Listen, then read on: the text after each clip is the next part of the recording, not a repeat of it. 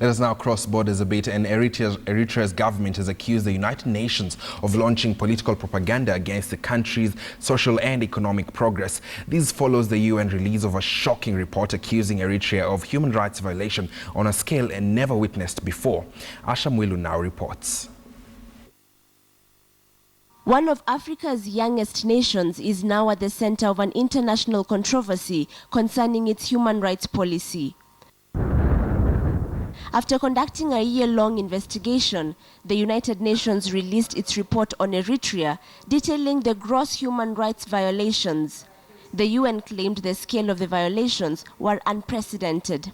The Commission found that systematic, widespread and gross human rights violations have been and are being committed with impunity in Eritrea under the authority of the government. But these accusations have not sat well with the Eritrean government. A statement from Asmara turned the UN's report as false, adding that it's a mere escalation of political campaigns to derail the country's economic, political and social progress, especially in human rights reforms.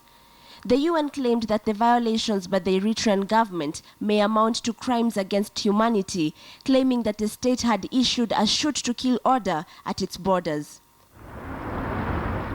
But Eritrea, which got its independence in 1993, sees this report as a form of neo-colonialism, even stating in the statement that the country was denied independence from colonialists because of perceived interests from the USA.